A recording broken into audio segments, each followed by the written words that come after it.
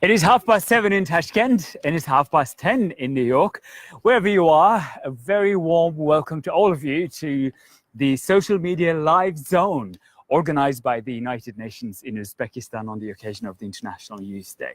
It's a great opportunity for us and for you to get closer, to get to talk and to have a dialogue about the work of the United Nations in engaging youth and promoting their activity in Uzbekistan and beyond. Assalomu alaykum hurmatli xonimlar va janoblar. Birlashgan Millatlar Tashkilotining O'zbekistondagi vakolatxonasi Facebook sahifasidagi jonli muloqotimizga xush kelibsiz deymiz. Ushbu muloqotimiz bugun butun dunyoda o'tkazilayotgan Xalqaro yoshlar kuni munosabati bilan o'tkazilyapti. Bu jonli muloqotni biz o'ziga xos imkoniyat deb baholaymiz. Chunki ayni mana shu imkoniyat doirasida siz Birlashgan Millatlar vakillari, bizning yosh faol hamkorlarimiz va ekspertlarimizni Birlashgan Millatlar Tashkilotining yoshlar bilan ishlash borasidagi amalga oshirilayotgan loyihalar haqida batafsil ma'lumot olishingiz mumkin, ularga savol berishingiz mumkin. Men ayni o'rinda dastlabki mehmonimizni hozir sizga tanishtiraman. Our first guest today is Miyako Yabuta, the representative of UN Population Fund in Uzbekistan. Miyako, very welcome to our open dialogue. Happy International Youth Day. Happy International Youth Day. Thank you. We are being watched and followed by, I think, millions who are active followers of the UN in Uzbekistan. Yes. Facebook page on social media. And I think one of the quite frequent questions that a lot of people have today is why is there so much emphasis on engaging young people all of a sudden? Is it in line with the Sustainable Development Goals? And if so, then how? Well, I think the importance of youth issues has always been, has its importance because young people being the ones who shape the future of our country and the planet. But I think what is unique now is that we are now living in a period that is really unique to the humankind. Yes. Because during the last 2 decades or so, that we have seen an unprecedented increase in the young population in the world. And now it's about 1.8 billion young people, meaning 10 to 24, in the world where the total population is a bit over 7 billion. So that means a quarter of our population is young. And the humankind has never seen such a, the large proportion of young people in the human history. So that itself is very special. And here in Uzbekistan, well, using the government definition, the population that is younger than 30 years old is 60%. Imagine it's 60%. And so it's a big portion. It's an incredible portion. And this represents a great opportunity because this young population are going to grow to be the working age population. So we are expecting about maybe the next 30 years or so that we are going to have a large cohort of working age population in Uzbekistan. So if the government takes a right policy and investment to make sure that the young people remain healthy, first of all, but also educated and also employed, then it will be a golden opportunity to accelerate the economic growth. And that is what we call the demographic dividend. And but this demographic window of opportunity that I said for the next 30 years or so is time bound. So it's very important that the investments are made now to today's young people. And I said economic acceleration of the economic growth. But in addition to health, education, and employment of young people, if we make sure that the young people will participate in the decision making and of political or social, affairs, then we can also maximize the chance that this growth will be distributed equitably, and the young people will have an ownership of, the country's matters. So this will contribute to create a society that is equitable, harmonious, and stable. So perhaps we can call it a peace dividend. Yes. So I think these are the reasons that there's so much emphasis. But on the other hand, if we fail to, meet the young people's needs, for health, education, employment, and also participation. And if young people get frustrated or left idle and they feel kind of excluded in the society, then we may see some instability in the society and even violence or even extremism. So it also represents a risk. So it's because of these opportunities, great opportunities, but also the risk that we cannot ignore. And I think these are the reasons why there's so much emphasis on the youth issues in Uzbekistan, but also Beyond as well. at the global level. So I think that is the reason, I believe that is the reason that the President Mirziyoyev and his government has adopted the state youth policy in Uzbekistan and committed themselves to provide quality education, health services, and create employment opportunities, and also to guarantee the rights and freedom of young people in Uzbekistan, which meet perfectly to these 4 conditions that I mentioned to seize the opportunity. And at the United Nations agencies are making efforts to let this opportunity widely known to the decision makers, but also to the population and young people themselves. Yes, exactly. I mean, when we talk about United Nations and young people, there are many agencies in Uzbekistan, around the world as well, right? And all these different UN agencies specialize in different things. I think this is now what we have is a very unique opportunity to talk a little bit about UNFPA's work in engaging youth and empowering them to become better participants in the society. Right. The first thing we do is the advocacy and sensitization. So the International Youth Day is one, such opportunity. And so UNFPA volunteered to coordinate and lead the events around the International Youth Day. And this year we organized 3 events, and this social media event is one of them. But the first one was on Wednesday. We coordinated an event that was organized by the UN agencies with the Youth Union to, again, to sensitize this great opportunity to the public, but also, and at the same time, we presented what the other, the different UN agencies are doing in order to support Uzbekistan to seize this opportunity. So that event was one of them. And then yesterday, it was a UNHPA event. We are promoting the healthy lifestyle. Yes. So to provide the cycling event you're talking about. So I think that was very popular on social media. Everybody was talking about it. Yeah. So we organized a cycling event together with the Youth Women's Committee and Uzbek Cycling Association, and we invited young girls and young women to join in this cycling competition. And there were so many overwhelming number of young ladies who were cycling yesterday. So that was great. And cycling, I'm also actually a cyclist. Yeah. So I participated also. Well done. Yeah.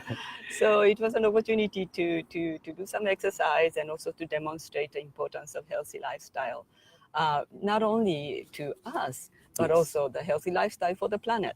Yes, of course. So that was the second event. And then today's social media event, of course, in collaboration with the UNIC, UN Information Center, we are organizing this event. So that's one of the examples of advocacy and sensitization. And we, seize every other opportunity to advocate the demographic window of opportunity and the importance of taking the right policies and programs and the young people's participation. So advocacy sensitization is one. And in terms of our programmatic activities, UNFPA, proposed to the UN country team to formulate a youth task force in order to coordinate ourselves and strengthen our joint initiative to support the youth development in Uzbekistan. So we are working together. And so our programmatic activity, I think, will be further elaborated in this initiative. But so far, UNFPA has been working with different government agencies to promote the healthy lifestyle education. And we have developed a curriculum and teachers a manual for the basic life skills, which is designed to teach healthy lifestyles, which includes the variety of issues: nutrition, hygiene, sexual reproductive health issues, which are really important for young people to know and to adopt the responsible and informed behavior in order to plan their life and to take time to make their career, etc. It also includes the importance of mutual respect, tolerance, and also gender equality. So this education is, we are working with the Ministry of Higher Education, but we also do it at the community level. So with the Women's Committee, Mahala, etc., Oira Center. On the grassroots level as well, right? Yeah. So healthy life education, that's one thing. We also promote the participation of young people because young people themselves are the great agents of positive change, and they can help their peers. So we have been supporting the peer education program with the civil society. So these are the kind of things that we are doing in concrete terms. I'm going to ask you, I'm going to make my last question quite personal for you. Okay. Like if you had an opportunity to address these thousands of young people watching us now live, or those who are not watching but who are there, out there, looking for their ways in life, trying to realize their dreams, if you had an opportunity to send them a message in the bottle, so to say, what would that message be? Well, I think participate, be bold, be active, because I think they have a lot of potential that they themselves may not realize. Yes. But so I think dream big and participate and be an active agent for positive change for the world and, for the planet. Or for your community. Yes, for the community, yeah. Yes. And for the decision makers, please include young people in, political, social decisions. I think many of us remember when the UN Secretary General's Special Envoy on Youth visited Uzbekistan in June to participate for the international conference on prevention of violent extremism. She said, "Nothing for us without us." Yes. So I think that was a very, I think it was a big message for participation, for calling people to participate. Exactly. Yeah. Nieko Yabuto, the representative of UN Population Fund. Thank you so much for your time. Thank you so much. And we'll catch up again later and talk about it. And I would like to remind everyone that you are more than welcome to continue being in touch with us, send us your questions and engage in the dialogue that we're having today. And if you have comments and feedback or anything else you'd like to share with us, please get in touch with us and join us wherever you are and whoever you are. So I would like to remind one more time that we are now doing open air, open dialogue live session on Facebook page of the United Nations in Uzbekistan. And this event is organized on the occasion of the International Youth Day. And thanking my first guest, we'd like to invite our next guest who's here representing Unicef, Ina Walson, while Ina is preparing. I'd like to remind one more time that please send us your questions and get in touch and be active. Azizlar, yana bir bora eslatib o'taman, biz hozir Birlashgan Millatlar Tashkilotining O'zbekistondagi vakolatxonasida Xalqaro yoshlar kuni munosabati bilan jonli muloqot o'tkazmoqdamiz. Facebook sahifamizda qayerda bo'lishingizdan qat'iy nazar biz bilan bog'lanishingiz va bizning mehmonlarimizga, ekspertlarimizga aynan Birlashgan Millatlar Tashkilotining yoshlar bilan ishlash borasida olib borilayotgan loyihalar haqida savollar berishingiz mumkin. Qolaversa, nima uchun aynan barqaror rivojlanish maqsadlarini amalga oshirishda yoshlar muhim ahamiyatga ega ekanligi haqidagi qarashlaringiz bilan ham o'rtoqlashishingiz mumkin. Ina, welcome. Thank you. to our Social Media Live Zone. It's great to have you. Let's talk about something that's very recent.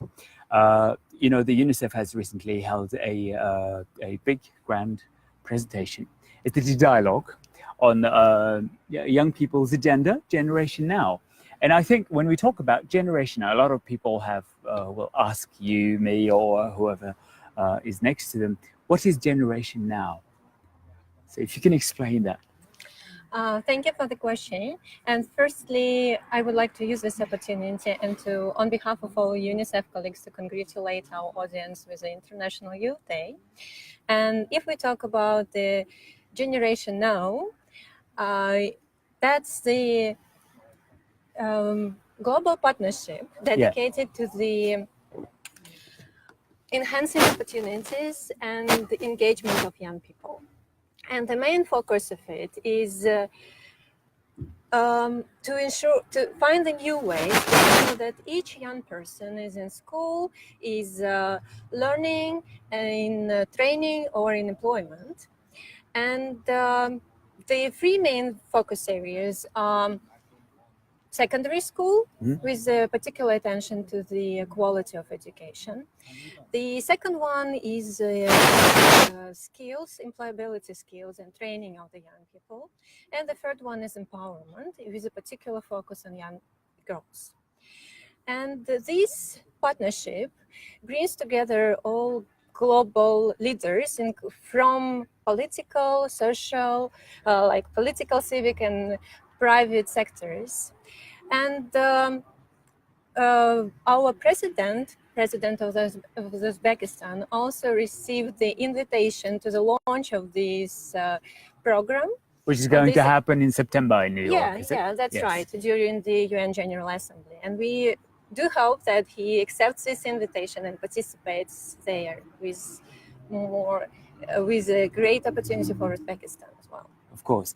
And, when we talk about UNICEF, a lot of people have an expectation that it's an organization that exclusively deals with child rights, children's interests, children's healthy lifestyle, or creating opportunities for them to live a healthy life in the families and everything. But over the few last years, if you watch, I think more and more young people are engaged in the work of the UNICEF. I think UNICEF is expanding its scope of work. If you can tell us about how young people have become the part of UNICEF's work, and how can they contribute to the work of the UNICEF?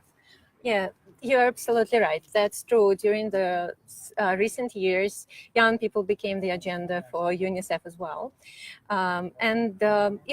In all the programs of UNICEF, we pay particular attention to the adolescents and young people.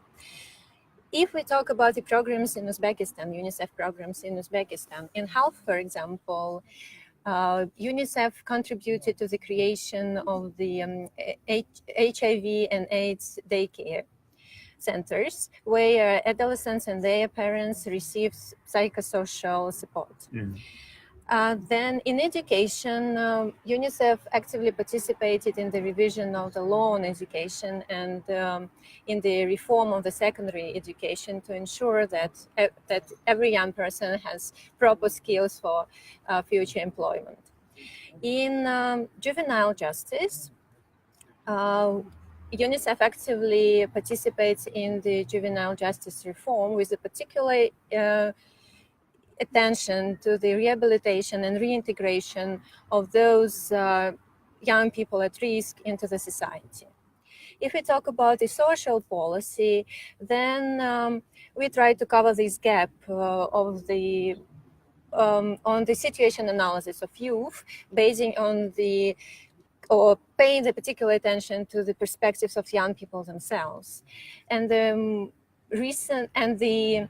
project that we are launching now is a U-Report, which is an interactive platform which gives an opportunity for young people to tell their opinion and that their voice is heard. And that's how we not only create services for young people, but we also involve them and involve them into our programs. And this particular project is unique in that way that young people not only participate and tell their opinion, but they also can participate in the governance of the project. The governance structure... They have a say in the management of the Yeah, program, in the that's decisions right. being made there, Yes. right? Okay. Yeah, that's right. The governance structure of the project has a so-called youth committee, where young people join us. They can tell their opinion on the questions asked, on the thematic areas of the project. So that's how we try to involve them and to make this project not only for them, but with them as well. Of course, so it's sort of a unique and very interesting, I think, feedback mechanism.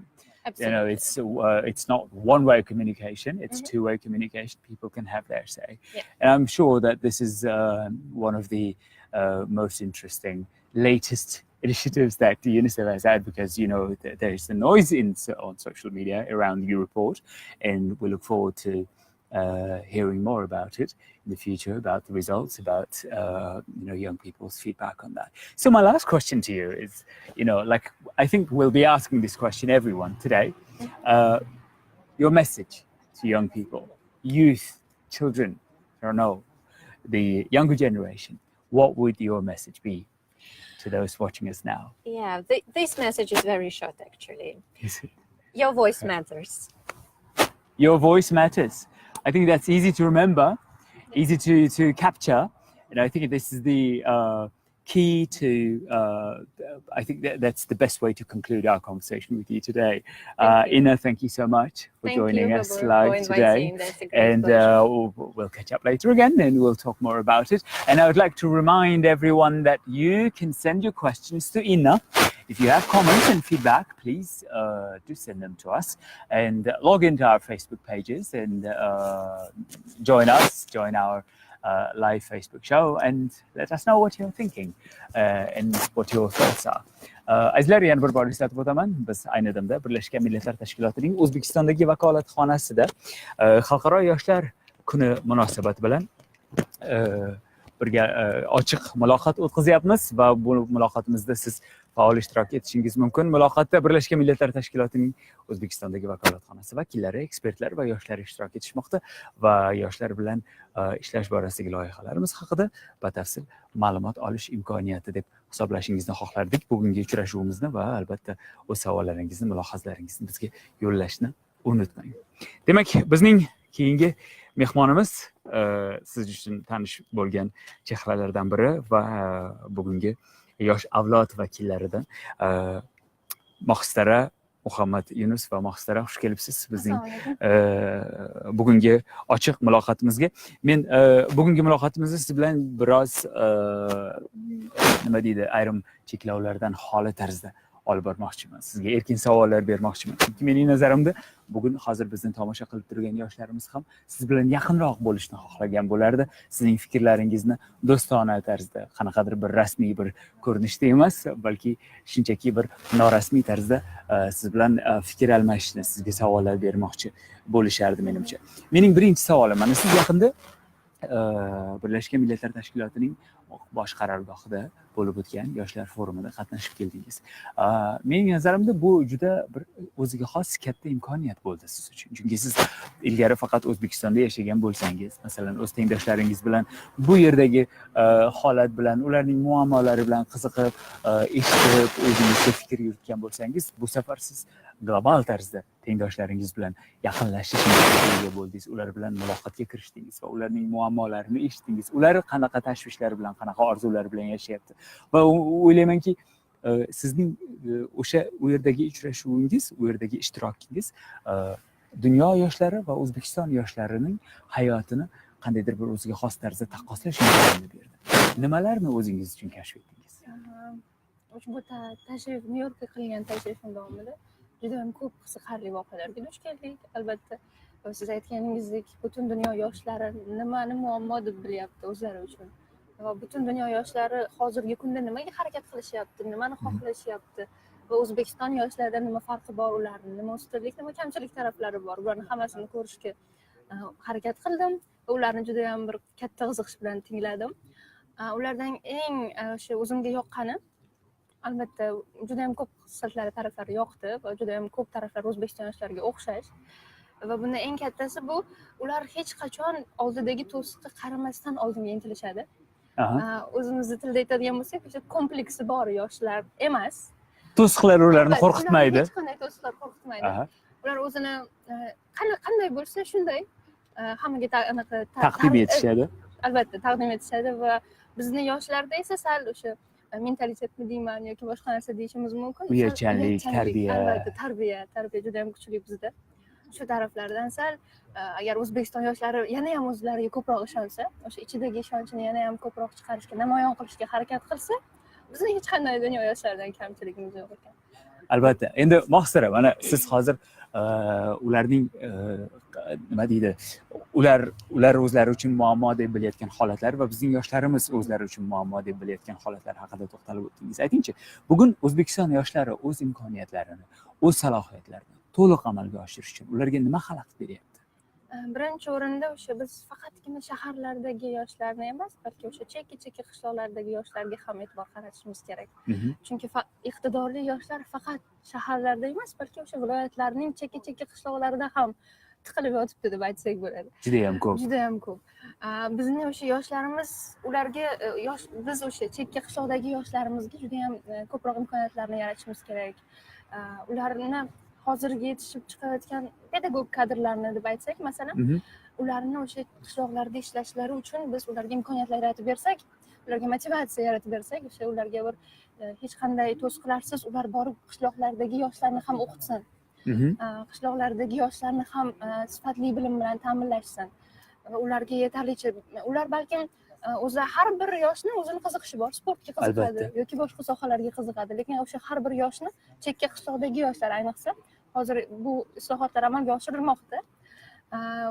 Juda ham ko'p loyihalar ishlab chiqilmoqda, lekin o'sha hozirgi kundagi vaziyatga qaraydigan bo'lsak, yoshlarni sportga qiziqqan yoshlar masalan o'zi xohlagan sportiga borib qishloqlarda shug'ullana olmasligi mumkin. Bunday holatlar juda ham ko'p. Yoki bo'lmasa nogiron yoshlar butunlay imkoniyatlari cheklangan yoshlar. Ularni juda ham hozirgi kunda o'sha o'zini imkoniyatlaridan, o'sha bor imkoniyatlaridan ham to'liq foydalana olmasligini misol qilib aytishimiz mumkin. Bular uchun biz ularga faqatgina sharoit yaratishimiz kerak va ularga motivatsiya sifatida biz ularga tasalli berib yoki bo'lmasam ularni imkoniyatlaridan foydalanishiga yo'llarni ochib berishimiz kerak. Asosiy muammolar menimcha shular. Endi yana bir savol bilan murojaat qilmoqchiman. Menimcha hozirgi yoshlarimiz, bizni tomosha qilib turgan yoshlarimiz suhbatimiz tugamasligini juda ham xohlashyapti. Chunki aynan ularning hayotiga xos mulohazalari bilan davom etyapmiz, muloqot qilyapmiz. Mana siz yaxshi bilasiz, sayohat insonning tafakkurini kengaytiradi, o'zgartiradi. Mana siz bir necha ming kilometr uzoqqa borib o'zingizning tengdoshlaringiz bilan bahs munozaraga kirishdingiz, ular bilan tanishdingiz, ularning muammolari bilan, ularning yutuqlari bilan tanishdingiz.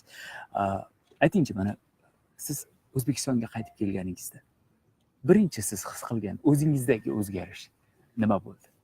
Sizda nima o'zgardi?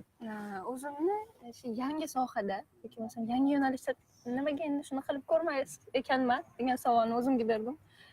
Chunki o'sha tashrifim Nyu-Yorkka bo'lgan o'sha qilgan safarim davomida hali ko'p narsa qilishim kerak ekan. O'zbekiston yoshlari uchun va o'zim uchun, vatanimiz uchun deb aytadigan bo'lsak, bu albatta balandparvoz gapdek ko'rinishi mumkin, lekin bu hayolimga kelgan narsa, ya'ni ilk kelgan narsalardan biri o'sha hali qilishim kerak bo'lgan narsalar juda ham ko'p. O'zingizga bo'lgan talabingiz oshdi. Albatta, talablarim juda ham oshdi. Xuddi shu fikrlar doim ham aqlimda, hayolimda. Xudo xohlasa sizga tinchlik bermayapti. Demak, siz aynan mana shu fikrlar ustida ishlayapsiz, yashayapsiz o'sha o'ylar bilan, orzular bilan. So'nggi savolimiz. Bu savolni biz hammaga beryapmiz, har bir ishtirokchiga. Mana siz hozir tengdoshlaringizga yuzlanib, ularga bitta bir qandaydir o'zingizning undovingizni aytmoqchi bo'lsangiz, qandaydir bir ularga bo'lgan bir fikringizni, chaqirig'ingizni aytmoqchi bo'lsangiz, nima degan bo'lardingiz ularga? Ularga bir qisqa qilib bitta gap bilan aytishim kerak, tushunishim bo'yicha. Bitta gap bilan ikkita gapga sizga ruxsat beramiz, marhamat. Birinchi bo'lib o'sha aytadigan gapim shuki, agar inson nimani xohlasa, o'shani qila oladi. Buning uchun siz harakat qiling, xohlang, bo'ldi. Qolgan moddiy material narsalar uchun moddiy narsalar hammasi o'zi yo'lini topib kelaveradi.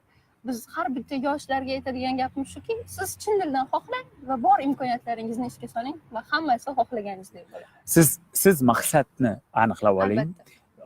Xohishingizni aniqlab oling. Yo'l esa o'zi ochiladi deb To'g'ri, xuddi shu. Mohsara, rahmat sizga qimmatli vaqtingiz uchun azizlar. Mohsara yaqindagina Nyu-Yorkda bo'lib o'tgan yoshlar global sammitida ishtirok etib keldi va bizning muloqotimiz ayni mana shu yerda o'z yakuniga yetishiga qaramasdan siz jonli tarzdagi muloqotimizda bevosita Mohsaraga savollaringizni yo'llashda davom etishingiz mumkin. Fikrlaringizni yo'llang. Mohsara albatta bajonidil ularga javob beradi. Biz esa sizning savollaringiz, qarashlaringizni ularga albatta yetkazib qo'yamiz. Yana bir bor eslatib o'taman. Bugun butun dunyoda Xalqaro yoshlar kuni keng bayram qilinmoqda, nishonlanmoqda. Ko'rib turganingizdek, bizning muloqotimiz, jonli muloqotimiz Birlashgan Millatlar Tashkilotining O'zbekistondagi vakolatxonasi ichki hovlisida o'tkazilyapti. Biz bugungi muloqotimizni ochiq havoda o'tkazishga qaror qildik. Chunki ayni mana shu holat, ayni mana shu imkoniyat bizning mehmonlarimizga mening nazarimda o'z fikrlarini bemalol, erkin izhor etish imkoniyatini beradi. Siz ham qayerda bo'lishingizdan qat'iy nazar bugungi loyihamizda, bugungi muloqotimizda qatnashing, savollaringizni yo'llang, mulohazalaringizni biz bilan o'rtoqlashing.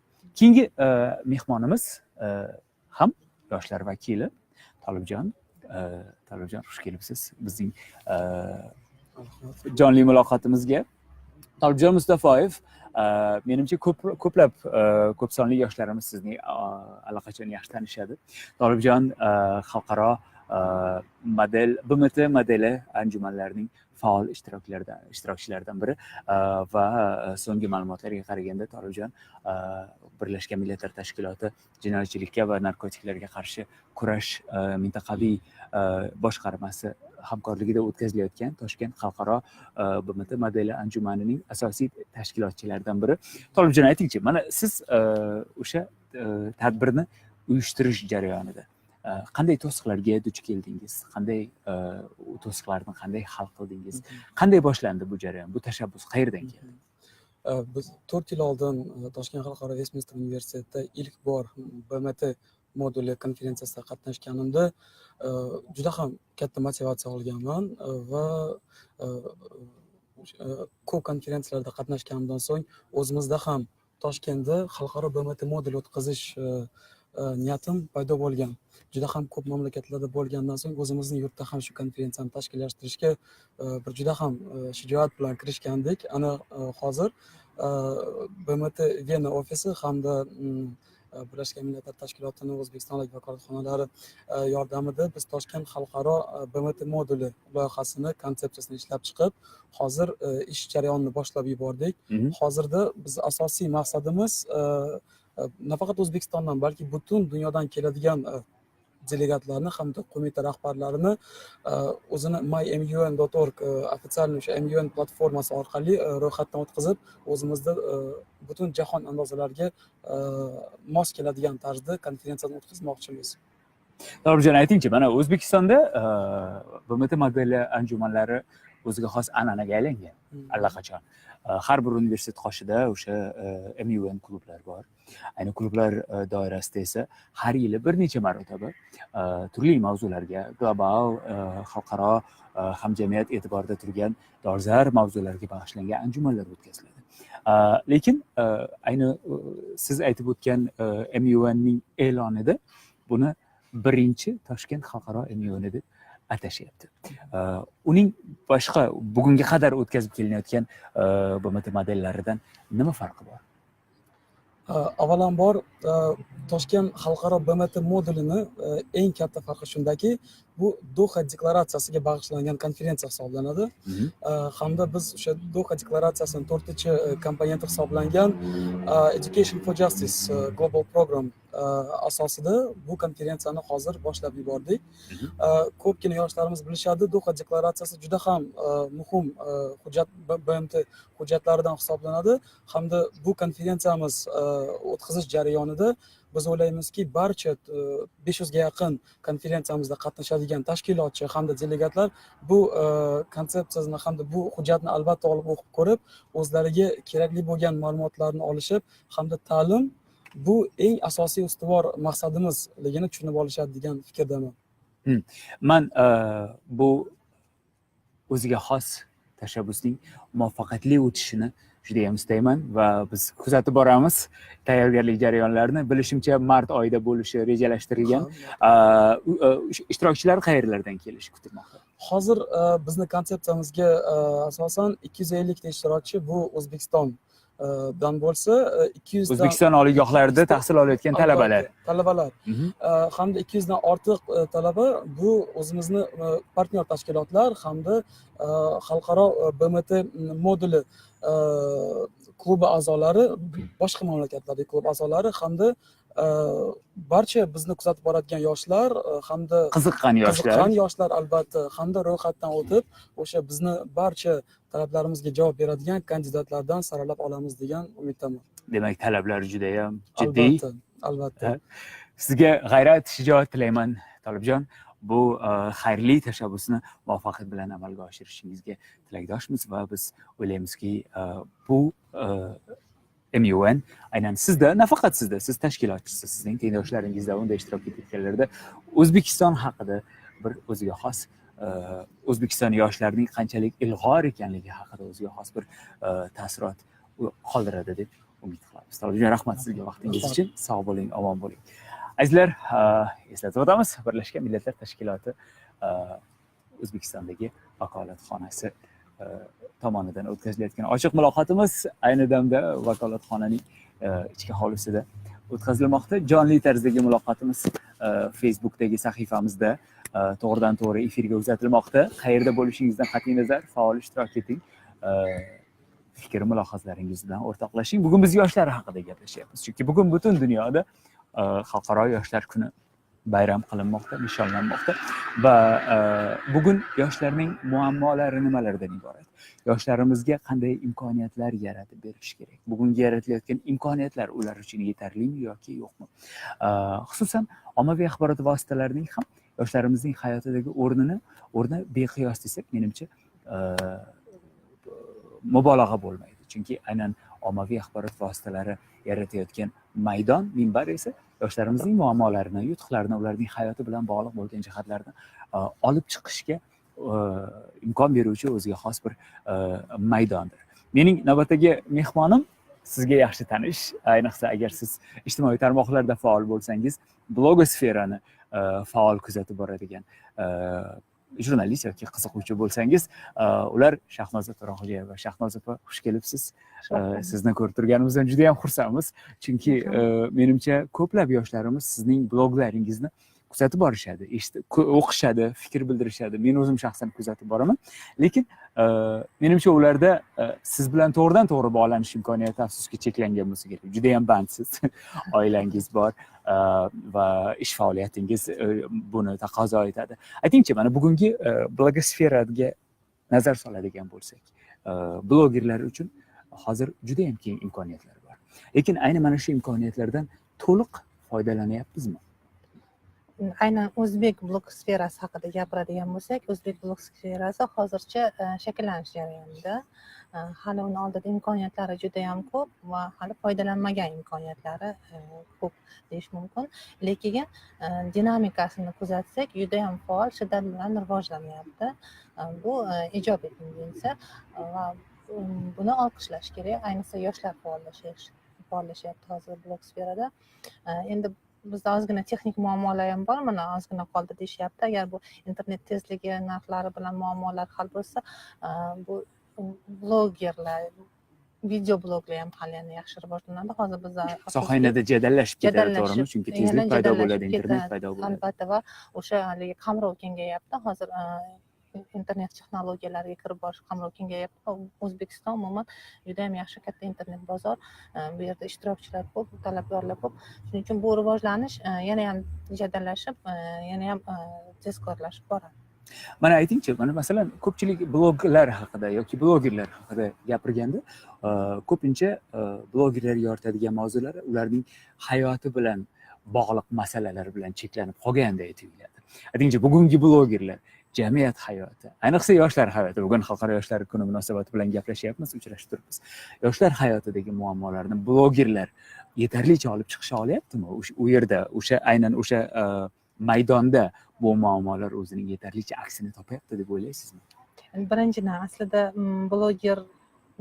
blogerligi shuki, shu o'zidan o'tkazib, faqat o'zini kechinmalaridan o'tkazgan, o'zi guvohi bo'lgan, o'zi his qilgan narsalarni yozishi kerak. Janr shuni taqozo etadi, to'g'rimi? Ha, bu jurnalizm emas, jurnalistika emas. Endi har taraflama tahlil qilish, masalani hamma taraflariga qarash yo'q. Bu har xil blogerlarning ovozidan bir yagona bir kartina, manzara hosil bo'lishi kerak aslida. Bitta bloger har tarafdan turib gapirishi shart emas.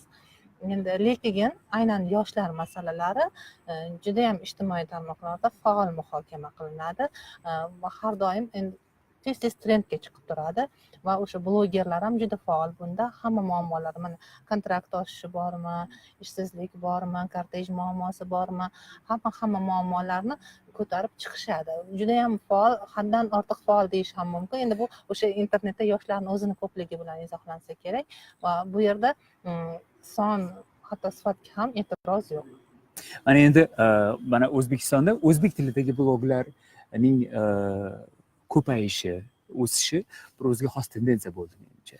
Chunki bugunga qadar o'zbek blogerlarimiz yoki yetarlicha faol emasdilar, yoki bo'lmasam bu holat qanaqadir bizning blogerlarimizda yetarlicha tajribaning yo'qligidan sababli bo'ldimi? Masalan, o'zbek tilidagi bloglarni juda ham kam ko'rardik, lekin oxirgi yilda bu o'zbek tilidagi bloglarning o'sishini kuzatyapmiz. Buning sababi nimadan deb o'ylaysiz? Bu bir to'lqin keldida, mana o'zi umuman blogerlikni jahon miqyosida kuzatadigan bo'lsak, o'sha bir sekin boshlanib, rivojlanish cho'qqisiga yetib, orqaga qaytish, hatto regress ham bo'lib o'tdi.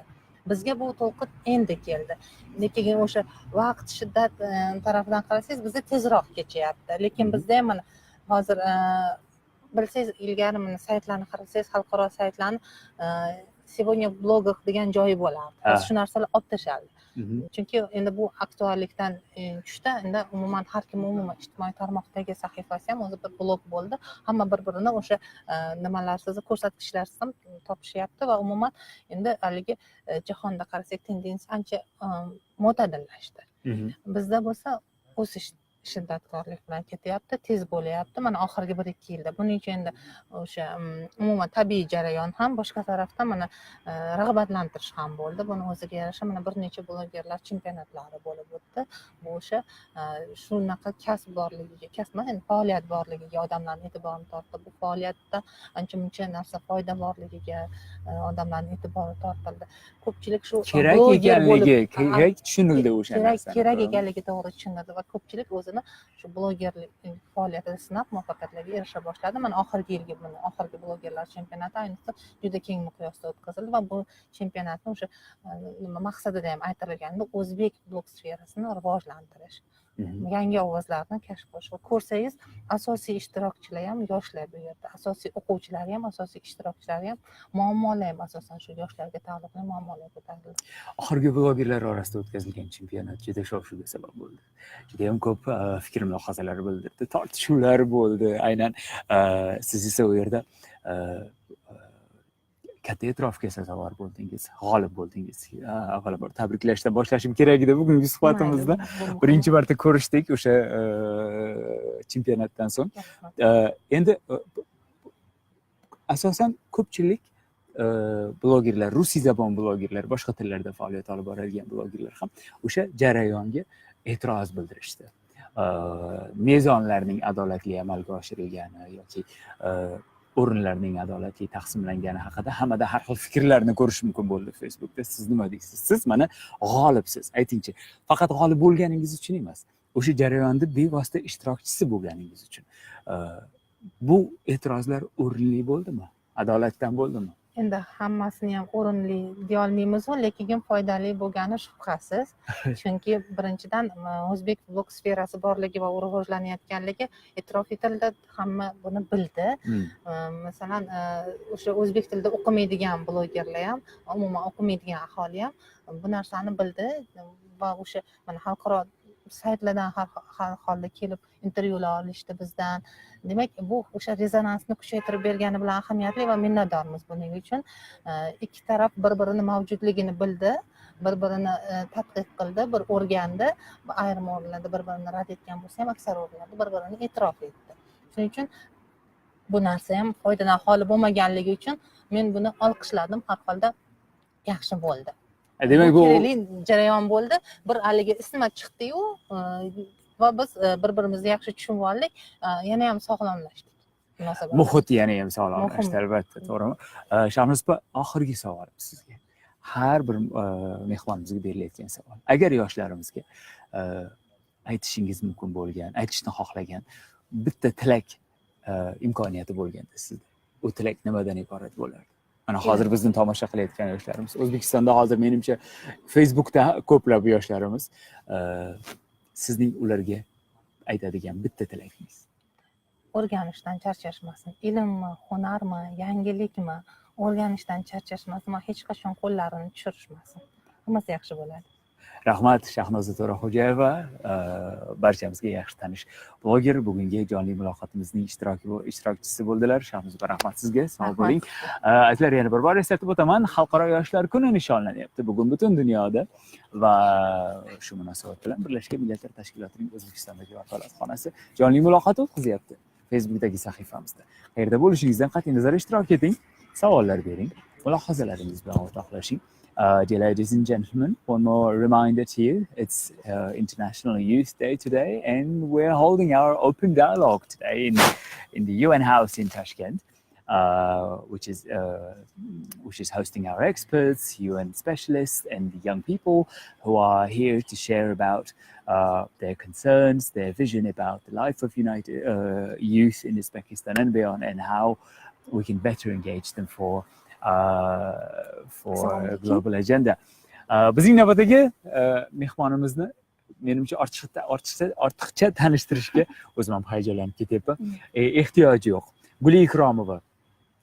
Guli Ikromovani xalqimiz juda yaxshi taniydi. Mashhur jurnalist, san'atshunos va men hurmat qiladigan asosiy jihatlari tanqidchi. Va bu esa kelajak mevasi, albatta. Guli opa, mana sizga birinchi savolim shunday bo'ladi. Men agar siz ruxsat bersangiz, ayting, mana bugun yoshlar haqida gapirganimizda, yoshlarimizning kitob o'qimayotgani, faqat elektron vositalarga berilib ketishgani yoki bo'lmasam ular ergashishi mumkin bo'lgan qahramonlarning yetishmayotganligi bilan bog'liq muammolar haqida tez-tez to'xtalib o'tamiz. Lekin ayni mana shu jarayonda katta avlodning ham roli yo'qmikan? Nima deb o'ylaysiz? Albatta, kattalar yoshlar uchun o'ziga xos o'rnak. Kattalarning umr yo'li, hayoti qanday tarzda kechsa, yoshlar ularga qarab o'ziga kerak bo'lgan jihatlarini bevosita yoki bilvosita o'ziga singdiradi. Hali immunitet yo'q, balki ba'zi jihatlarimiz, biz kattalarning ba'zi jihatlarimiz kerakmasdir ularga. Lekin bizning kattalarning hayoti, umri davomida qilayotgan qadamlarini ko'rib, ular albatta qabul qiladi bu narsalarni. Lekin men boshqa narsa haqida o'ylab qoldim hozir. Bilasizmi, men hozir yosh bo'lasammi, yana 18-16 yoshga qaytasammi desam, men o'ylanib qoldim. Qaytarmikiman? Bo'lmasam, yoshlik bu bebaho ne'mat. Yosh bo'lish naqadar maftunkor va go'zal, lekin men hozirgi dunyo miqyosidagi muammolarni ko'rib, dunyo miqyosidagi muammolarni mana o'sha kuzatuvchi monologida aynan BMTning vakolatxonasi tomonidan, informatsion agentligi tomonidan qilinayotgan proyekt davomida hozir ozgina tanaffus, lekin u ham bo'ladi menimcha, xudo xohlasa. O'sha yerdagi kuzatuvlarim bo'yicha shu narsaga keldimki, juda qiyin bo'ldi hozir yoshlarga. Chunki ularga biz yechimini hali topa olmayotgan muammolarni qoldirar ekanmiz. Bu ekologik muammolar, bu jahon bo'yicha migratsiya muammolari, ya'ni ma'lum bir qism insonlarning boshqa tomonlarga borib ko'chish, u yerda o'zini topa oladimi, yo'qmi bilmaymiz. Ya'ni murakkab ishsizlik muammosi, ochlik muammosi qayerdadir, qaysidir 3-4 ta mamlakatda masalan kechirasiz, lekin o'sha mahsulot ishlab chiqarish 100%, 200%, 3% oshayotgan bo'lsa, men oziq ovqat haqida gapiryapman. Qaysidir mamlakatlarda esa ocharchilik hukm surmoqda. Yoshlar bu narsalarni qanday uddasidan chiqadi, bu muammolarni yechish bo'yicha shu meni o'ylantirib qo'ydi. Men hozir yana 18-19 yoshga qaytsam, menda kuch bo'larmikin, menda bilim bo'larmikin hozir shu narsalarni tuzatishga, bu narsalarni o'zgartirishga? Bugungi yoshlar, ularda bormikin imkoniyat bu narsalarni tuzatishga? Umid qilamanki bor. Shuning uchun ham o'ylayapmanki, mayli bizdan ko'ra kamroq kitob o'qir balki. Chunki kitobdan oladigan axborot yoki bir quvvatni balki boshqa narsadan olishayotgandir ular. Internet bo'ladimi, boshqa bo'ladimi? Eng muhimi, ularning hayoti biznikidan ko'ra chiroyliroq, biznikidan ko'ra haqiqatga yaqinroq, biznikidan ko'ra natijasi samaraliroq va biznikidan ko'ra yaxshiroq, baxtliroq bo'lsin degan fikrga keldim. Balki men savolingizga to'g'ri javob bera olmadim, lekin ba'zi bir Demak, qiynayotgan. siz o'zingizning hozirgi hayotingizdan ko'ra baxtliroq hayotga qaytish uchun ham yoshlikka qaytmagan bo'lardingizmi? Yo'q, albatta qaytgan bo'lardim. Agar vaqt mashinasi bo'lganda men hozir qaytgan bo'lardim yoshlikka va men o'ylayman, qanday imkoniyatlar bor. Qiyin ularga. Chunki hozirgi bilim bilan o'sha biz o'qiyotgan paytdagi 30 yil avval, 35 yil avval olinayotgan bilim orasida ham farq bor. Dunyo miqyosida ham informatsiya nihoyatda ko'p. Bularni hammasini o'zlashtirib, biror bir yangilik yaratishga intilish bu darajada hozir yaqqol ko'zga tashlanayaptiki, yoshlarning hammasida emas, lekin aksariyatida bu narsa bor. Dunyoni o'zgartirish, atrofni o'zgartirish, hamma narsani o'zi xohlagancha qilish, u ham bo'lmaydi albatta. Lekin har holda bunga intilish yo'q emas yoshlarda. Albatta. Bular bu endi O'zbekiston yoshlari hayotiga qaytaylik. Chunki siz ularni har kun ko'rasiz. O'zbekistonda yashaysiz va millionlab sonli muxlislaringizga egasiz. Endi bu haqiqat, buni inkor etishga menimcha hojat yo'q. Endi aytingchi, mana bugun O'zbekiston yoshlari hayotini kuzatyapsiz. Kuzata turib ularning qanday muammolarga duch kelayotganini ko'rasiz, his qilasiz. Ularning masalan, mana siz aytyapsiz, hozir siz juda ham chiroyli taqqosladingiz. Masalan, bundan 30 yil oldin, 35 yil oldingi holat, hayot, haqiqatlar boshqacha bo'lgan. Bugun boshqacha. O'sha paytdagi muammolarni hal qilish uchun o'sha vaqtdagi yoshlarga boshqacha ko'nikmalar kerak bo'lgan. Bugun boshqa ko'nikmalar kerak. Lekin aytingchi, bugungi yoshlarimiz o'zlarining bugungi hayotidagi muammolarni hal qilishga yetarlicha ko'nikmaga egami? Yo'q, albatta yo'q. Ko'nikmaga ega emas, chunki bugun ma'lum bir bo'linishlar mavjud. Men aytmoqchimanki, chiroyli mana bu narsa, bu kitob, uzr oldim. Mana chiroyli yuzi, chiroyli bu tomoni. Lekin ichida varaqlari ko'p. Ya'ni aytmoqchimanki, hozir o'qiyotgan yoshlar, ko'zga ko'ringan yoshlar, ajoyib go'zal yoshlar, biz ularni televizorlarda ko'p ko'ramiz. Ular Zulfiya mukofotiga sazovor bo'lishyapti. Boshqa birovlari albatta o'zining mehnati bilan o'sha sport musobaqalarida, shaxmat bo'yicha musobaqalarda o'zbek yosh, hattoki navqiron yoshlikdan ham bolalar, bolajonlar, ular oltin medallar bilan kelishyapti sport doirasida, boshqada. Lekin yana boshqa yoshlarimiz bor. Ular televizorda ko'rinmaydi. Ular hozir o'qishga kira olmadi, masalan. 1-2 bo'lmayapti. Boshqa mamlakatlarga borib ishlash, oilasiga, O'zbekistonimizga ozgina pul olib kelish, o'sha pulni shu yerda chiroyli bir to'y qilish yoki uy qurish. Uy qurishdan go'zalroq narsa bormi? Uy qurilyaptimi? Demak, hayot davom etmoqda. Mana shu yoshlar yo'q. Ularni men ko'rmayapman televizorda, ularni men ko'rmayapman. Menimcha mana Yoshlar ittifoqi degan tashkilot bor ekan, yoki boshqa yoshlarning boshqa bir yoshlar bilan shug'ullanadigan qo'mitalar bordir. Nazarimda o'sha Rossiyami, boshqa mamlakatlarda ishlayotgan bizning yoshlarimiz, ularga kimdir yaxshimisan, yurish turishing yaxshimi deb turibdimikin kimdir. O'sha yerga axir mayli o'rta yoshlilar o'zini eplab olar, lekin juda yosh bolajonlar ketishyapti u yerga. Yosh bolajonlar deyapman, chunki mening yoshim nuqtai nazaridan ular bolajonlar 19-20 bu yoshlar.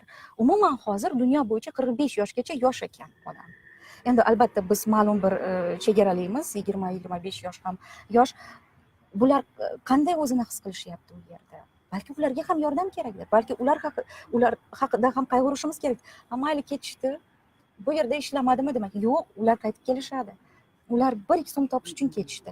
Chunki ish joylari kamligi tufayli yoki ma'lum bir ularga berilayotgan ish joyi balki ularga to'g'ri kelmayotgandir. Ya'ni aytmoqchimanki, bu normal holat. Bugun jahon miqyosida boshqa joyga borib ishlash, faoliyat yuritish bu juda yaxshi, bu zo'r.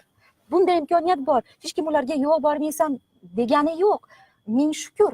Lekin ular o'sha yerga borgandan keyin yoshlar ularni hali fikrlash doirasi yoki dunyoqarashi hali oxirigacha shakllanmagan, ham ularga qiyin. Til masalasida masalan Rossiyaga borganlar rus tilini bilmasligi mumkin, lekin o'sha yerdan joy topdi, ish joyini topdi. Qandaydir bir ma'naviy yordam, biror narsa shu ma'noda ish qilinishi kerak, kam qilinmayapti shu ma'noda.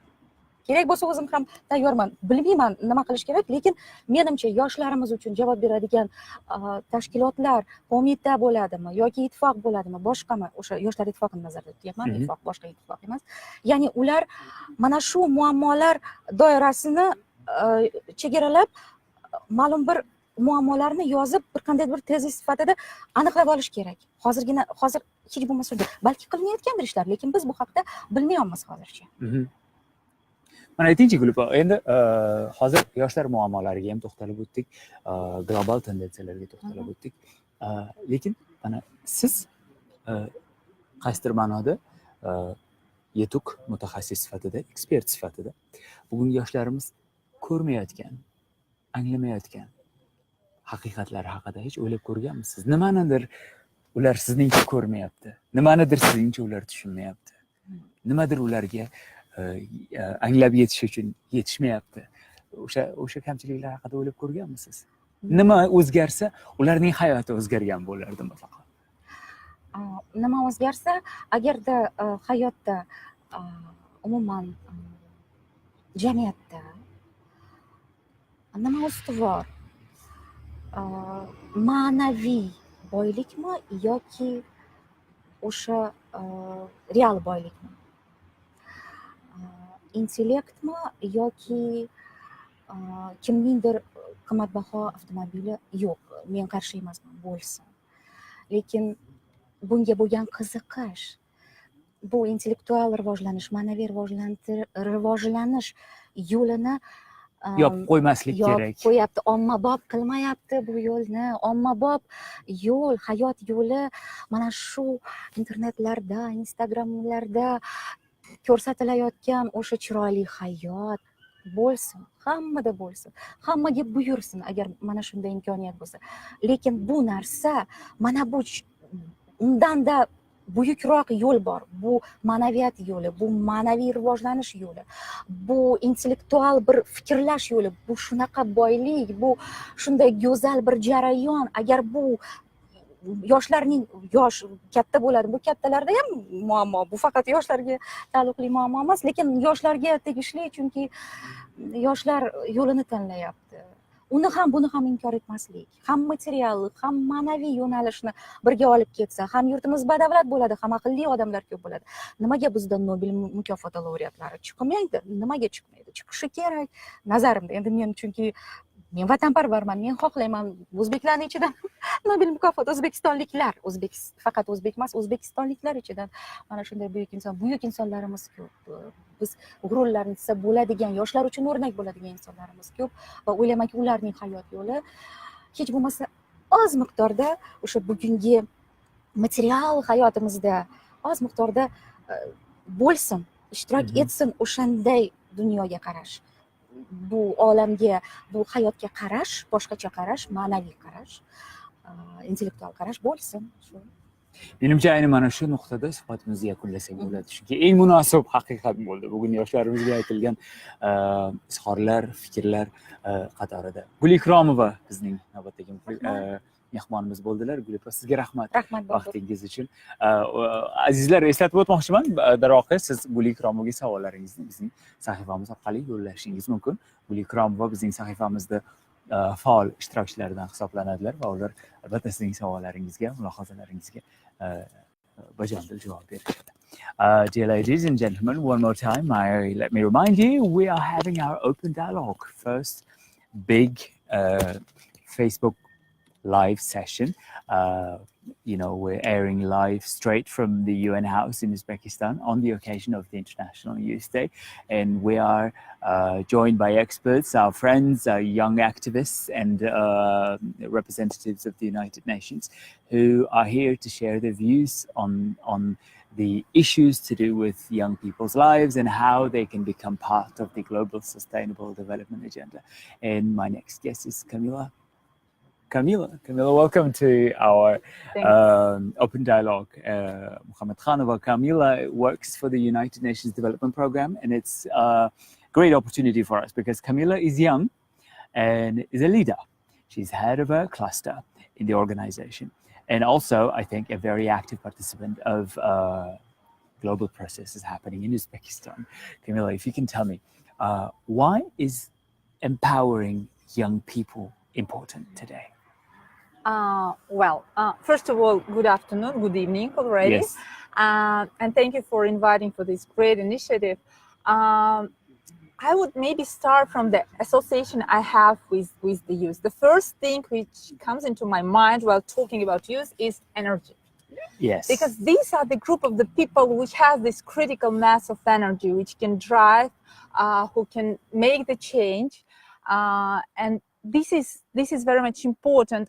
Basically, lately I have become very much interested in analyzing social processes through the prism of natural science, chemistry, physics, and use for me is a kind of, you have this kinetic energy of the molecules when particles are moving, when the temperature is high. So use for me is a kind of energy of this kinetic energy of the molecules, and when use policy is a kind of temperature. You make it higher and you make this energy move. Yeah. And you need this to make things move. You need this energy and you need this temperature to make the things happen. And on how to empower youth, I think I have this analogy with the temperature. You need to make it higher, but not too hot, to make it move and to make it develop. But I would maybe say on how not to empower youth. I think the main feature and the main risk while empowering youth is the kind of unsystemic policies. If you do it like with the temperature, if you do it in an unsystemic way, if you do it too hot, then the movement will not be there. The positive movement which is expected will not be there. The whole thing won't gain dynamic. Yes, right? Yes. And it's important to be very systemic. It's important to make youth policies coherent. There are many countries where youth policies failed. And the main reason was that they were very sectoral. Education, employment, health, nutrition, these are the things we always think while thinking about the youth policies. But it's not enough. We need to think about also resources for that. Public finance, social transformations, a kind of structural transformations. If you don't have effective tax policy to generate resources for the government budget, then it will not work. So you will not have enough money to invest into education, for example, to empower youth. And there is no need to come up with different types of education policies and not thinking about this kind of resource thing. I think this is the first thing we need to think about while thinking about empowering youth. Another thing is that we have institutions of civil socialization, so which makes youth integrated into the society. Mm-hmm. And basically, when you have it starts from kindergarten, then you go to school, then you go to the university, and it's important to make it continuous. I can see the risk, for example, while person goes from school, then to the university, and then goes to, for example, to the workplace. If there is no enough socialization in this workplace, it may be lost. And now we have information, we have a transitioning to the information society. We have 800,000 people registered on Facebook at the moment. This is a challenge. Mm-hmm. And we need to be ready to how to empower youth to be ready to this challenge. So they need to identify and see what are the fake news. We need an information policy which sort of a literacy that they need of existence. Literacy, they need to be ready for these challenges. And I think this is the second thing. And the third thing, we need, youth need a dream.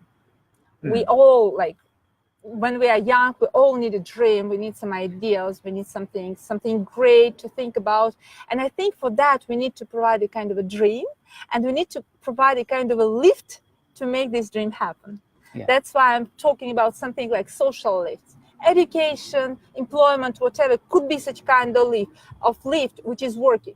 Young people should see that there is a mechanism which is working, and how you can attain your dream, how you can fulfill your dream. So we need this kind of a lifts, and they should be like political participation in political parties, education, employment. This could also be such kind of a lift. So how to empower youth? I would focus on the three things. First is the integrated policies, just not to fail and not to lose all the resources. Second is the institutions for civil socialization and this education, Facebook, mass media, social media policies, information policies, and etc. And third is the social lifts, to make a dream, and to make a dream like a working mechanism, to show the way to the dream, I would rather say. Yeah, it's interesting. When you talk about empowering young people, a lot of organizations say very loudly that it's it's their mission, it's their duty to create opportunities for young people, to empower them. But how do you think these efforts are successful these days? Because I know United Nations Development Program also has working with young people as one of its priorities. Yes. If you could look back and help us, assess the efficiency of that work with young people of the organization you represent here today. Okay. First of all, I don't think that I'm in charge to assess the efficiency of the organization of the United Nations. Okay. But still, I have some examples. First of all, I need to say, I think that the best thing that UN is trying to do is to create the space for the transformation of the stereotypes, behavior, gender stereotypes for the young people, for their parents. And I think this is the main thing which is happening. I remember one story when I was young, when I was 14 or 13, I was like my teacher of mathematics, she told me that there is a theorem of Fermat, which is very complicated and still not proven. And basically she said, like, if you study well, you will manage to prove this theorem. And then she showed some of the ways, and of course these were not the ways which worked because nobody managed to prove that theorem. But basically this provided a kind of a dream and a kind of a idea of how it could be solved. And then I spent 3 years trying to prove this theorem. Of course I didn't. Okay. How come? 3 years? 3 years, but basically like 1.5 years I was trying to prove it. Then I had a feeling that I proved that. And then it was like a moment of happiness. Then I found a mistake. It was the moment of unhappiness. But while doing these kind of things, I was, first, I believed into the result, that the result is possible. Second, I have been reading a lot. I have been studying a lot. And this was very good for my future work, for my future studies and things like that.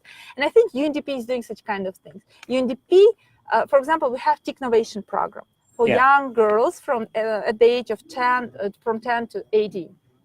It's about studying teaching young girls coding, coding, mobile apps. Of course, these mobile apps, they're very efficient, they're very great, but still it's not something like super innovative. But at the same time, it provides a kind of a dream for the girls, and it provides a kind of a vision for the future.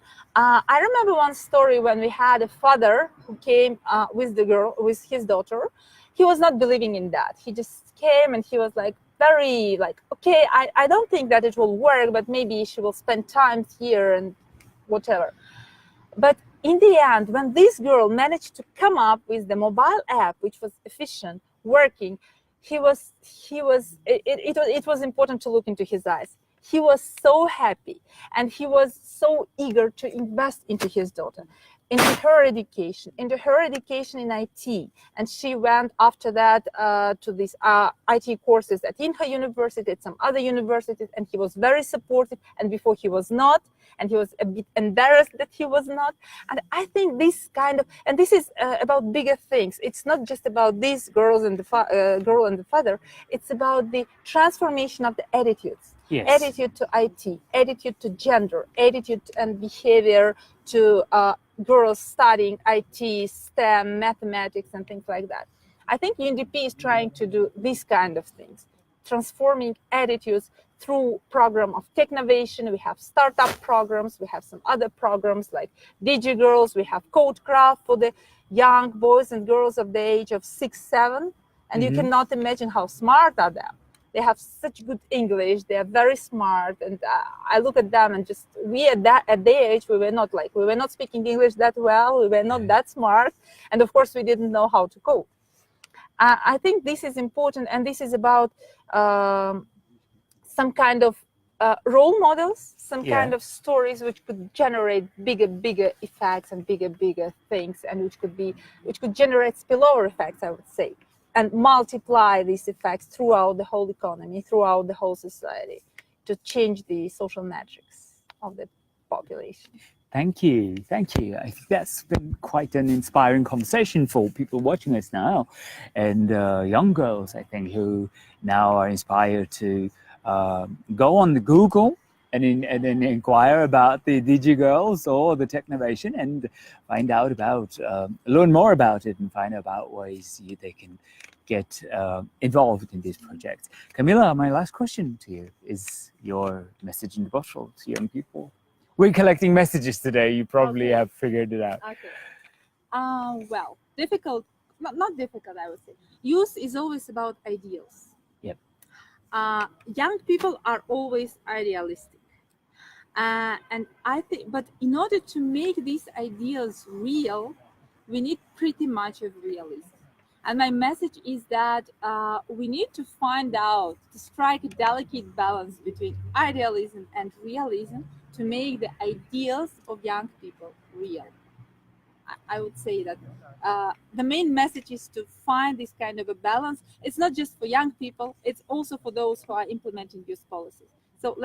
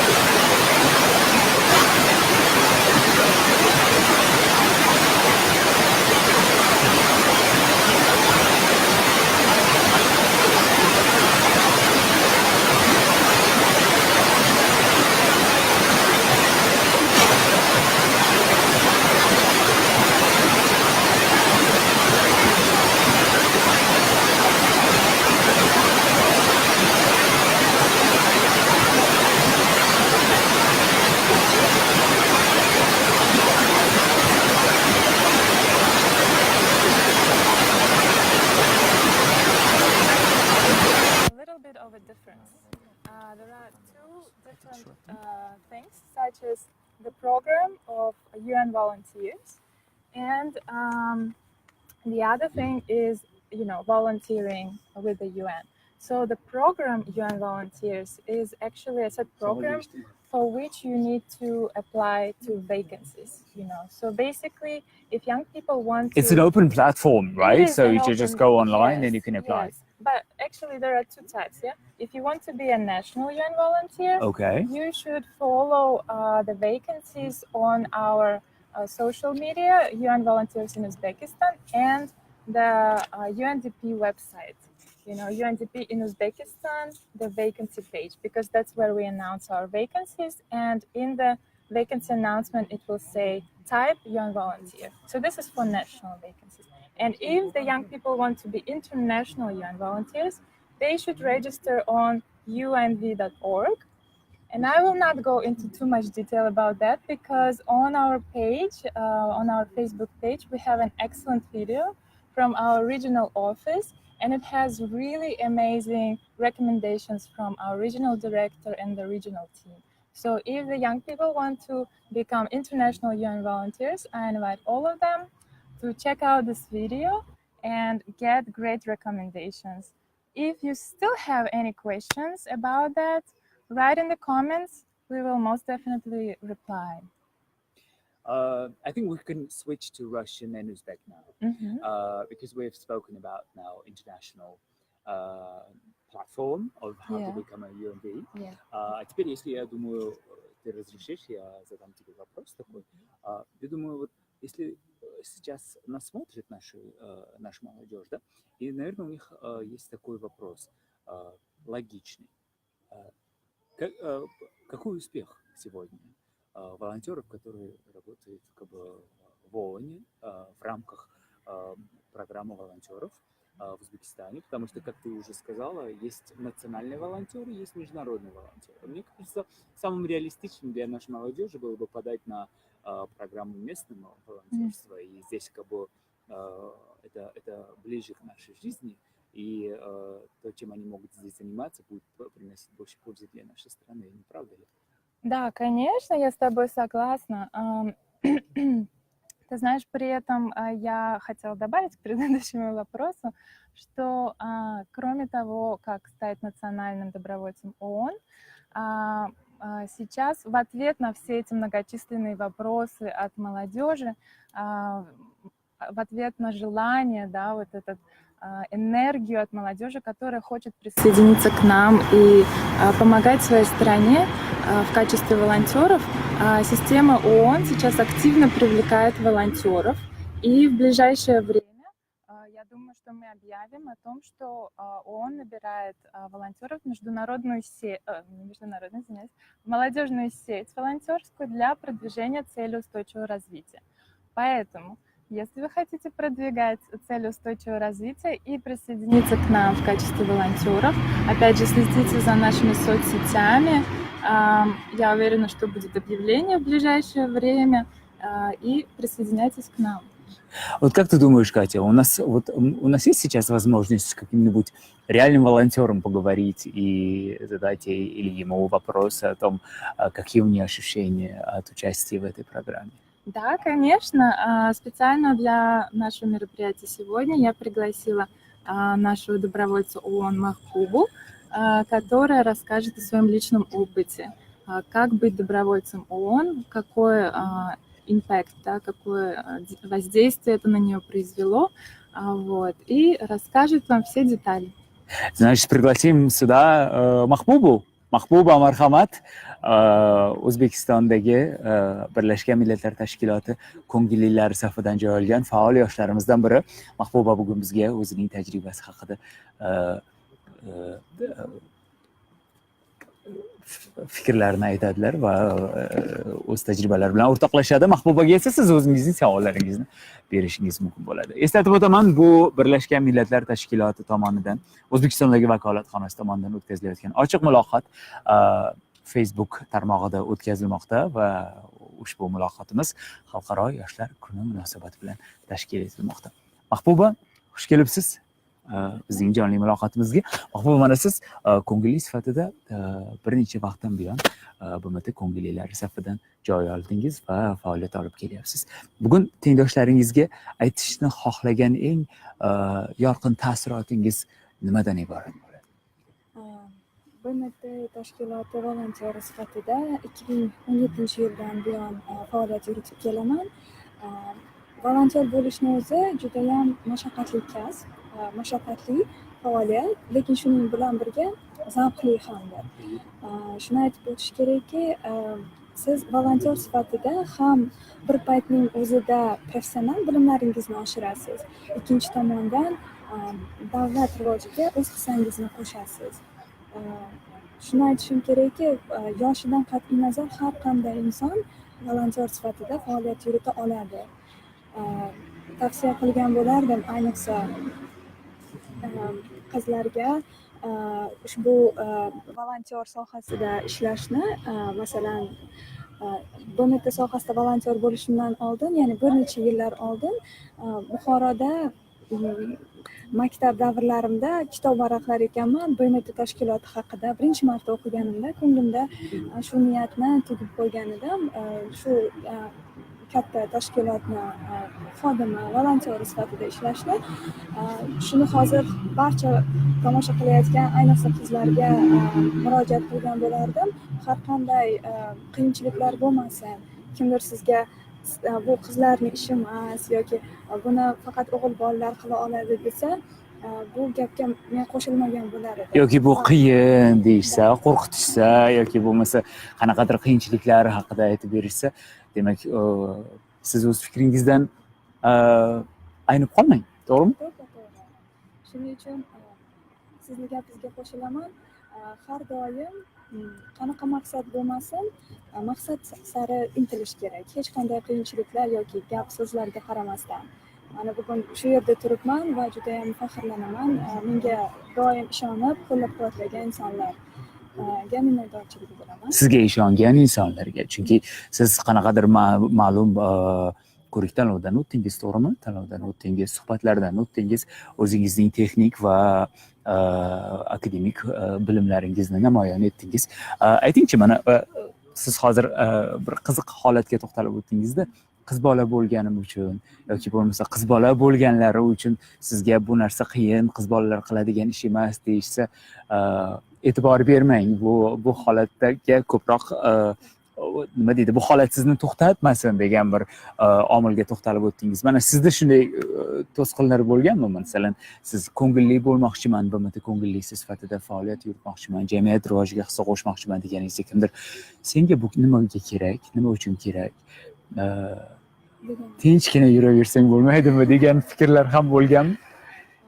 To'g'ri, bu bekorga bu mavzuni ko'tarmadim, chunki juda ko'p marotaba bunaqa holatlarni nafaqat o'zimda, balki tengdoshlarim yoki dugonalarim, qarindoshlarimda ba'zida aytishardiki, yo'q, bu qiz bola qila olmaydi. Xirurg bo'lmoqchiman desa, yo'q, xirurg o'g'il bolalarning ishi, qiz bolaligi anaqa emas, o'g'illik qilishi mumkin. Lekin shu narsani aytishim kerakki, har bitta ishonchsizlik aksincha kuch qo'shgan. Qolaversa, ota-onam har doim qo'llab-quvvatlashgan, har doim yaxshi odamlar qo'llab-quvvatlagani uchun ko'p yutuqlarga erishganman. Masalan, oddiy misol, xaridlar bo'limida faoliyatim davomida bo'limdagi yagona yosh qiz faqat o'zim edim. Bu o'ziga xos qiyinchiliklarni bergan. Masalan, bu mavzu o'zi sal sohasizga sal qo'shimcha ko'nikmalar talab qiladigan, ehtimol qayerdadir siz o'zingizni tayyor emaslikni his qilgan bo'lishingiz mumkin, to'g'rimi? To'g'ri. Shunda barcha qanday yechib o'tib ketdingiz bu holatlarni?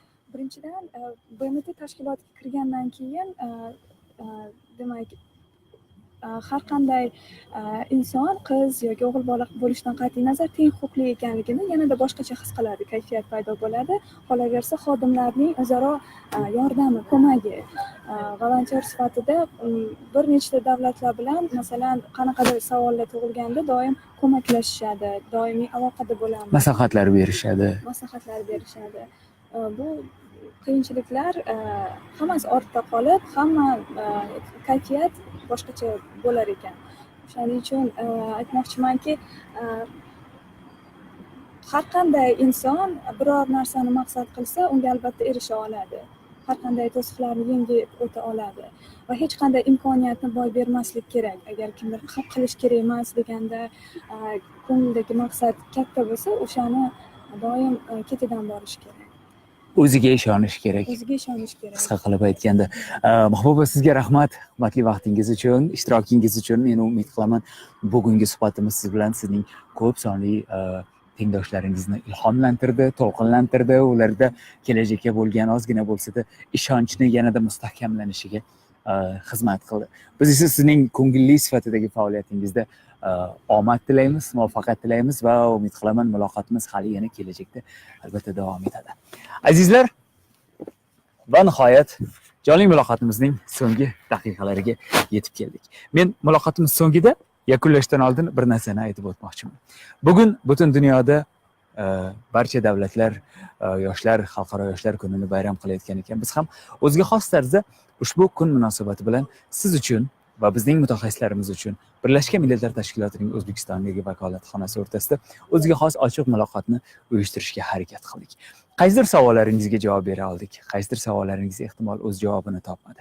Lekin bu degani bizning muloqotimiz ayni mana shu yerda tugaydi degani emas. Albatta bizning Facebook sahifalarimiz, onlayn tarmoqlardagi sahifalarimiz, elektron manzillarimiz siz uchun har doim ochiq. Siz agar O'zbekistonda BMT tomonidan yoshlar bilan ishlash borasidagi loyihalar, ularning jamiyatdagi faolligini oshirish borasida qilinayotgan ishlar, hamkorlik haqida batafsil ma'lumot bo'lsangiz yoki olmoqchi bo'lsangiz yoki bo'lmasa Birlashgan Millatlar Tashkiloti faoliyatida o'zingiz to'g'ridan-to'g'ri ishtirok etmoqchi bo'lsangiz, mutaxassis sifatida yoki bo'lmasam ko'ngilli sifatida bemalol bizga murojaat qilishingiz mumkin va albatta ushbu jarayonlarda faol ishtirok etishingiz mumkin. Biz ayni mana shu yerda jonli muloqotimizni yakunlaymiz. Muloqotimiz esa onlayn tarzda davom etaveradi. Sizga e'tiboringiz uchun, qimmatli vaqtingiz uchun va yo'llagan savollaringiz va mulohazalaringiz uchun tashakkur bildiramiz. Keyingi jonli muloqotlarimizda ko'rishguncha xayr, salomat.